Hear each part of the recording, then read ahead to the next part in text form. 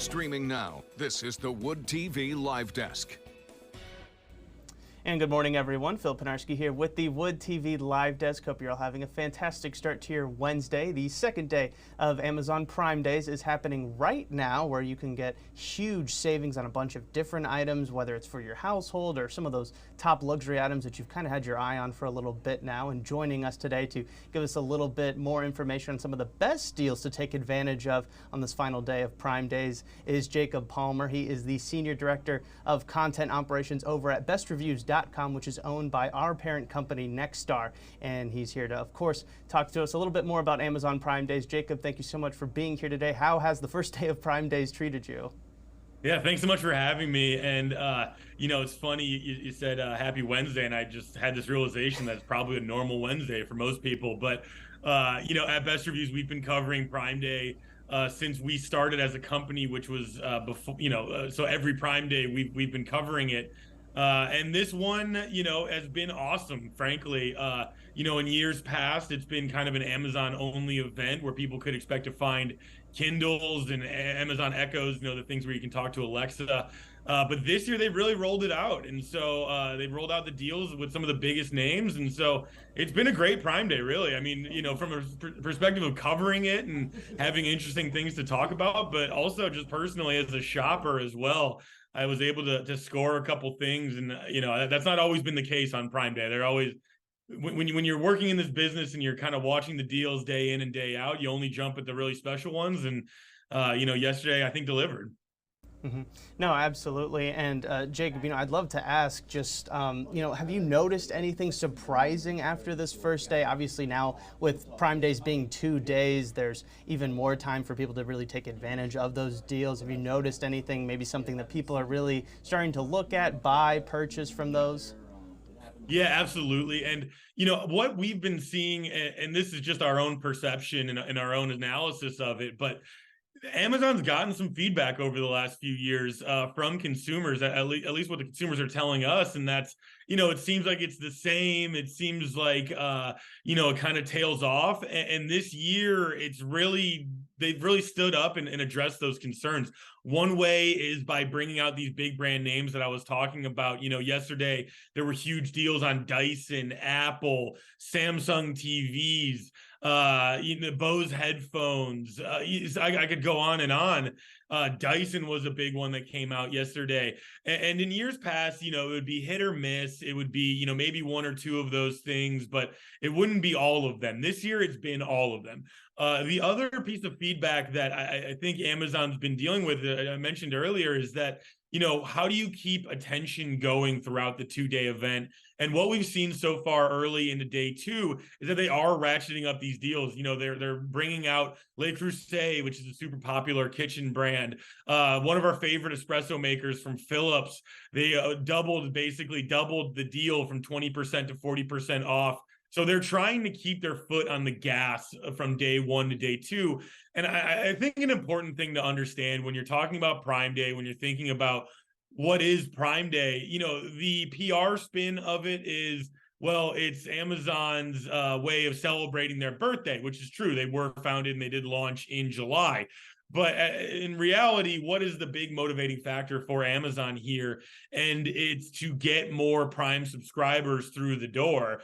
And, this year, that's a big challenge for the simple fact that so many of Americans are already Prime subscribers. So how do you keep the interest going? How do you drum up more kind of demand and more attention onto the event? And I think the way they did that was just throwing the absolute kitchen sink at it and going, very comprehensive in terms of what are the big names that are going to catch people's eyes, and not just going with one here or there, but going absolutely across the board. Mm-hmm. Now, and you mentioned, trying to get people's attentions and having those sort of bigger deals, bigger savings. What are some of those top products, top deals that you have kind of kept an eye on leading up to Prime Days and even as we enter the second and final day of Prime Days? That's a great question. And I think you need to think about, what do people look at Prime Day for? And we've been doing some user research to get to the bottom of that question for the last several years.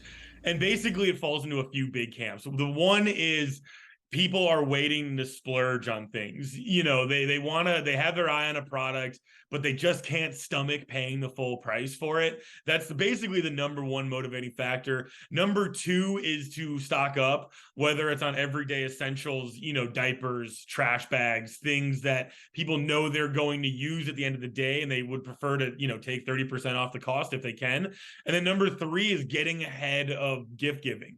So, you're going to sock them away until December for the holiday season. You're going to give them for birthdays or whatever, and then, there's also some of the other big things like back to school shopping. But the big thing that we've seen this year when we zoom in a little bit closer is that it's the Apple products that have really been popping and are really driving a lot of the trending sales. And I think that falls into that first group that I was talking about, where, you want a new Apple Watch, you want to upgrade your AirPods, whatever it is, but you'd love to see 20-30% off. That's basically what's happened on the first day of Prime Day. The Apple Series 8 the Apple Watch Series 8 was a huge seller from our data on day one. And right now we're seeing it at 30% off on day two. So they're going to keep going in terms of making sure that that's a big one throughout the entire event. And one of the things I want to call out when we talk about the Apple Watch is in the Best Reviews testing lab, the newest watch really is their best. Sometimes with Apple products, the first version of the new generation, you want to wait a little bit. These Apple Watches, their biometric scanners on them, the way that they can give you the health data that people are looking for, they've really stepped up and invested more in it. And then the other big seller, it's another big ticket item from a huge one. And this is one that I was frankly a little bit surprised that they did the big sales on, but it's the Dyson products, and then specifically the Dyson beauty products. They've got hair dryers, they've got straighteners, and then in the testing lab, we have put those out there, and all of our testers have said they justify this huge cost. And be perfectly honest to your viewers, these are not inexpensive products by any means. These are significant investments. And what we've seen so far is that they're up to 20% off. And when you're looking at something with that big of a price tag on it, 20% off is a pretty compelling discount. Mm-hmm, absolutely. And I think another thing that you had mentioned, obviously you guys having kept up with Prime Days in the past and leading up to these, one thing you have been sort of keeping an eye on are the changes, and people seem to be kind of gravitating more to maybe even purchasing those everyday household items that they're going to need throughout the year, not just for trying to save money on a big purchase, but really just things that they are going to be using throughout the year. Is that at all surprising to you? Were you at all shocked at seeing sort of that transition a little bit? I'm not really, just because we've been following the e-commerce trends and looking at the markets and all of that. And, with Amazon exploding in 2020, it's always about finding new frontiers and finding new areas where they can kind of compete with other giants. And so, this is their way of competing with the big bulk, the stores where you buy in bulk. They rolled out last year, or maybe it was the year before, the subscribe and save model, where if you buy in bulk from them, they'll give you another 20% off. And so this is just kind of in line with that. So, I think when you're looking at the household decision maker and knowing, okay, my costs are going to be pretty baked in, and, to keep the house stocked on toilet paper, to keep the house stocked on these things that, basically we all understand that we need, you're going to have to carve out a certain portion of your monthly budget for it. And with costs rising across the board, with inflation happening over the last few years, and, just going to the grocery store becoming more and more of an expensive proposition, people are very motivated to find those deals, to find that way of saying, okay, well, I did manage to carve out this much savings so that my costs aren't creeping and getting larger each month. And I think that Amazon is always looking for those opportunities to carve out that market share and to find those areas where they can compete with the people that were with the brands and retailers that were already doing well in those spaces, and maybe even find a way to make it, a point of strength for them. The thing with Amazon is, and this is an important thing to understand about Amazon, they aren't messing around when it comes to saying, our primary focus is the customer and the customer satisfaction. Their entire business model, from what we can tell on the retail side, is to make them happy, to ensure that those 2-day free shipping windows are adhered to make sure that people are getting the best price, that if they comparison shop, they always come back to the place that's always going to give them, that best experience. And I think that they're always looking for new areas where they can compete and where they can really bring that customer experience home while still delivering, the products that people are really looking for. So when you ask, are you surprised that they're going into this model of getting into the everyday items? Absolutely not. I think if you map out where is it that Amazon could get bigger, that's basically our expectation for what their roadmap is for what they're going to be trying to do next, is where can they compete next and where can they be, really dominating that world of online shopping. Definitely. And Jacob, before we let you go, obviously we're glad that we were getting the chance to talk to you on this final day of Prime Days. It should be a very exciting time, obviously, for you guys at Best Reviews, kind of handling all this, watching what's going on and prepping for it, and even already getting ready for the next Prime Days. And even for people that are shopping, buying those expensive items or really just saving money in these times with inflation. But of course, there is another side to this where there are scammers who are trying to take advantage of people looking for that deal. Can you just kind of give a warning out to people? What is Amazon saying about these scammers? What should customers try and do, and really the best course to avoid getting scammed and just enjoying Prime Days for what it is? Yeah, and so these are just classic online safety tips. Where you want to make sure you're protecting yourself, you want to make sure you're protecting your identity, your credit cards, all that good stuff. And basically, the scams that we're understanding are happening are people reaching out outside of the Amazon platform. Amazon's not going to text you and say, complete your purchase here through this link.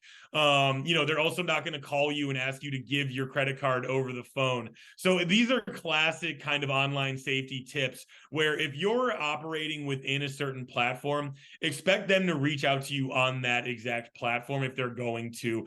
And, Amazon, and the other thing to look out for here is a sense of urgency. If someone or some entity is reaching out to you with a sense of urgency saying, we need you to do this and do it now and give us your information and all of that, that should be a trigger signal for you to slow down and say, well, wait a minute, let me ask a few questions here to get to the bottom of this before I give you anything that you could potentially use against me. So, it's making sure that if you're doing business on a platform, you're staying on that platform.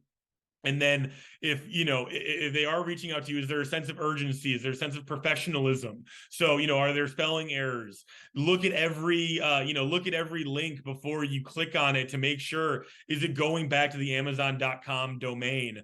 It's just basic kind of straightforward online safety tips like that. And a lot of the time, what's the worst that could happen if you didn't respond to what these scams would be doing? So say Amazon did reach out to you via email and say, okay, we need this information from you. What's the worst if you don't leap at that? Well, you don't get what you were looking at, and that's going to be okay. So, if there is anything, I would say always be, if you're ever being taken off platform, and they're taking you away from the Amazon.com space, and maybe there's some questions coming out to you, react to those with extreme skepticism and move very slowly, even if they're urging urgency. So that would be my biggest tip there. And at the end of the day, Amazon is very hemmed up in terms of their customer service, pursuant to that point I was just making around how obsessed they are with the customer experience. So you're going to notice a very professional presentation if you ever were to deal with Amazon. But basically, every time you were to deal with Amazon customer service, you're going to be the one initiating the conversation. So be extremely skeptical if something is presenting itself as Amazon reaching out to you, and making sure that if you are dealing with Amazon, you should probably be the one initiating the conversation. Right. Now, I think the best thing to take away is that if something seems a little risky or something seems off, do your due diligence and make sure that nothing is happening there. Jacob, thank you so much for stopping by the live desk. We really do appreciate it. I want to remind everybody that today is the final day of Prime Days for the summer. So if you're interested in checking out on some of the deals, you can find a lot more of Best Reviews' best deals of Amazon Prime Days right now over on our website, woodtv.com. You can find all of that information there. If you're watching us on Facebook, just head on down to the description box or the comments section. You'll find a link there as well. Jacob, thank you once again so much for coming on the live desk. Hey, thanks for having me, Phil. And just one last thing for the viewers. It is day 2. It might feel like it's winding down, but Amazon's going to be getting really aggressive today to get your sales. So if you missed day 1, no worries. Keep checking back in. Keep checking out bestreviews.com's coverage, and you'll be able to find, a great deal for you. Absolutely couldn't have said it better myself. I want to thank everybody else for tuning into this latest edition of the Wood TV Live Desk. I'm Phil Pinarski, and we hope you have a great rest of your day.